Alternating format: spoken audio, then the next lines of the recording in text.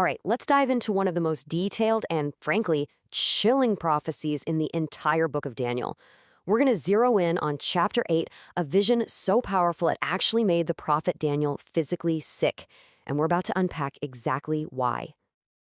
I mean, just think about that for a second. You get this glimpse into the future, centuries of it, packed with clashing empires and just unbelievable suffering. But you have no idea what it means. You're just left confused and terrified. Well, that's the exact spot the prophet Daniel finds himself in. So, where we pick things up, Daniel has just witnessed this intense symbolic vision about a ram and a goat. But instead of feeling enlightened, he's just deeply disturbed. The vision's over, but its meaning is totally locked away from him, and he is desperate to find the key. And it's right then, in that moment of desperate searching, that something happens. A figure just appears before him, and it's described as having the appearance of a man. You can just feel the tension, right? Daniel has seen the what, and now he's about to find out the who and the why. And then a voice calls out from across the river Ulai. It's not the man in front of him, but some higher authority, and it calls the figure by name, Gabriel.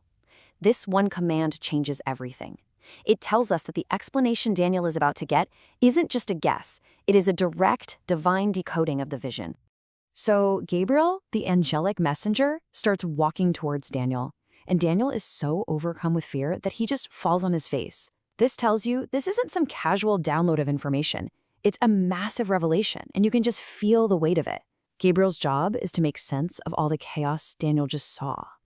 Okay, so the very first thing Gabriel says is absolutely crucial. He tells Daniel, look, this vision isn't about what's happening right now. He says it's about the time of the end and the last end of the indignation. I mean, that raises the stakes like crazy.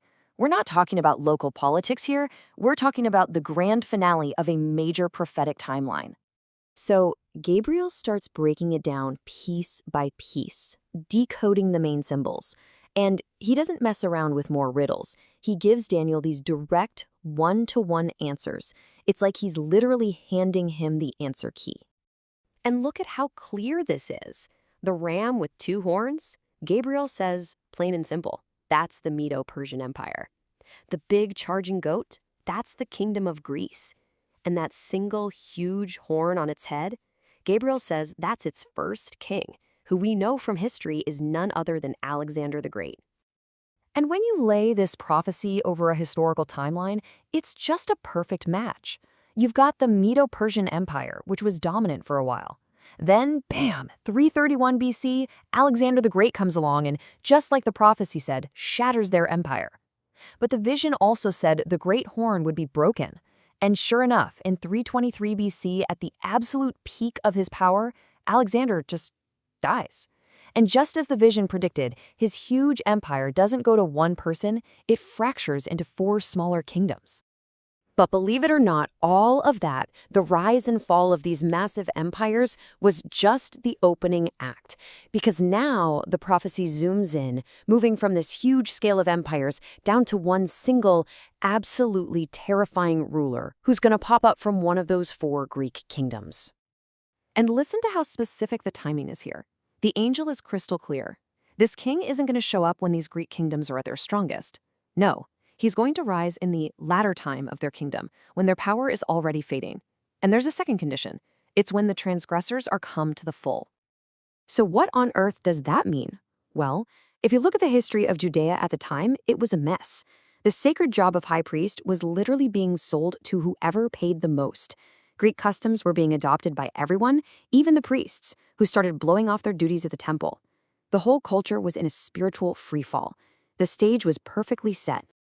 And right out of that specific moment of decay, he shows up. The prophecy's first description of him is about his vibe, a king of fierce countenance. This isn't some kind leader. That language immediately tells you this guy is a menacing, intimidating force. So who was he? Well, historians and scholars are pretty much in agreement that this is talking about Antiochus IV. He even called himself Epiphanes, which means God manifest. He came from the Seleucid kingdom, one of those 4 Greek offshoots, and what he did next lines up with the prophecy with chilling accuracy. The prophecy adds another detail. He will be skilled in understanding dark sentences.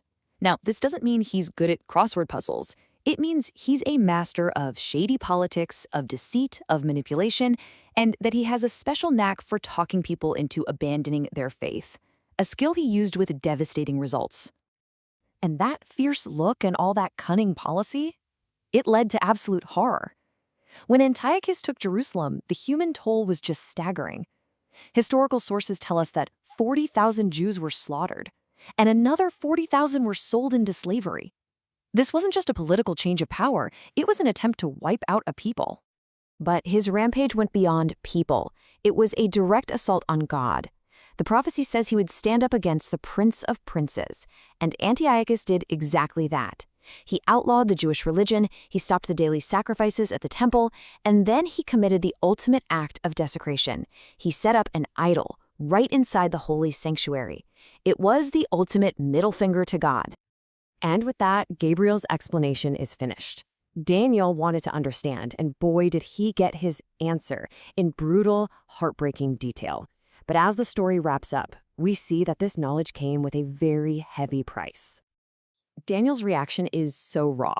He doesn't celebrate because he finally understands. The text says he fainted and was sick for days. He was completely crushed by the weight of the future suffering he now knew was coming. The vision didn't just inform him, it broke him. And this might be the most human part of the whole chapter. For Daniel, getting to see the future wasn't a gift or a superpower. It was an unbearable burden. Knowing the details of the horror that was coming didn't bring him peace. It brought him pain. So this whole vision leaves us with a really tough question. I think we all wish we could see what's coming sometimes, right? But Daniel's experience sort of serves as a warning. It suggests that some knowledge might just be too heavy for us to carry. And it makes you wonder, what really is the price of peeking behind that curtain of time?